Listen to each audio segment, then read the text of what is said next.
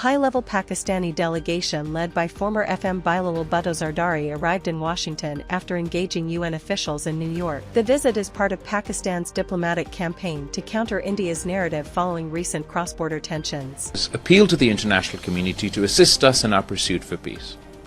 Just as the international community played its role in encouraging India to agree to a ceasefire, the international community must play its role in encouraging India to engage in a comprehensive dialogue with Pakistan so that we can address our issues and achieve peace. The delegation, which includes senior politicians and diplomats, met UN leaders and international envoys, spotlighting alleged Indian aggression, illegal strikes, and treaty violations. They rejected India's accusations regarding the April 22 Kashmir attack and warned of India's weaponization of the Indus Waters Treaty. They also reiterated Pakistan's peace posture while stressing readiness to defend its sovereignty. Separately, Deputy PM 𝐒𝐭𝐲𝐬𝐬 praised international recognition of Pakistan's kinetic actions and diplomatic outreach, particularly highlighting Turkish and Azerbaijani support. SAPM Tariq Fatemi met Russian officials, including FM Lavrov, to underline concerns over India's IWT violations and expand ties in energy, trade, and counterterrorism. Lavrov reaffirmed Moscow's neutral stance and push for regional dialogue.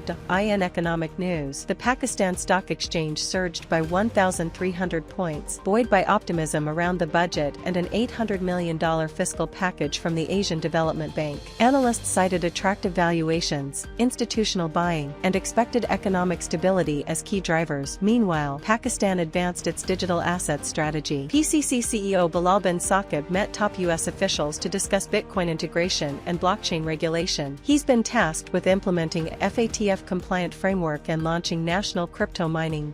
On the security front, 14 militants linked to India-backed Fitna al-Khawarij were killed in North Waziristan. The ISPR noted increased militant activity but underscored successful operations thwarting escalation. Pakistan continues to stress dialogue, strategic deterrence, and global cooperation as the path forward amid volatile regional dynamics. The deadly Israeli attacks near Gaza aid distribution sites have sparked international condemnation, with families of victims calling the humanitarian zones a trap. Reem al-Akraz was one of at least 27 Palestinians killed on Tuesday while attempting to collect food. Her grieving family, like many others, said unarmed civilians are being targeted while trying to survive. Over 100 deaths near Gaza. Humanitarian Foundation (GHF) centers since late May have drawn criticism of Israel's tactics, with UK officials calling the killings inhumane and the UN warning of famine. Anger over these incidents has resonated globally. In the UK, thousands rallied outside Parliament demanding a full arms embargo and sanctions against Israel. Prime Minister Keir Starmer called the situation in Gaza intolerable and appalling, acknowledging that the UK had imposed some sanctions but admitting the need to do more. Protesters, wearing red to symbolize their red line, condemned what they see as the UK's inaction in the face of mass civilian deaths. Meanwhile, the US-backed GHF paused its aid operations in Gaza amid ongoing violence. Critics say Israel is weaponizing aid by targeting distribution points, with calls growing louder for independent investigations. The humanitarian crisis intensifies as more than 2 million Gazans face imminent starvation. Recent Ukrainian drone strikes on Russian air bases have caused significant damage to Moscow's strategic bomber fleet, prompting public outrage and a search for accountability within Russia's military leadership. High-profile figures such as Russian Aerospace Forces Chief Viktor Avsalov and former Defense Minister 𝐒𝐭𝐲𝐬𝐬 Shoigu are under fire, accused of negligence and corruption for failing to safeguard key nuclear-capable aircraft. Military bloggers and analysts criticized the lack of protective hangars and security, exposing the bombers to devastating attacks deep inside Russian territory. The strikes, compared by some analysts to a modern-day Pearl Harbor, have not only weakened Russia's nuclear triad but also sparked an intense internal debate largely ignored by state media. While Russian President Vladimir Putin condemned separate attacks that killed civilians, he notably remained silent on the bomber strikes. Analysts say these incidents highlight Ukraine's growing ability to penetrate Russian defenses, with some estimating the loss of a dozen or more bombers, potentially reducing Russia's nuclear cruise missile capabilities by nearly 100 warheads. This escalation has alarmed international observers, including U.S. President Donald Trump's Ukraine envoy, who warned that attacks on a nation's nuclear forces risk unpredictable retaliation, with both sides blaming the other for hindering peace efforts. Conflict appears to be entering a more dangerous and volatile phase.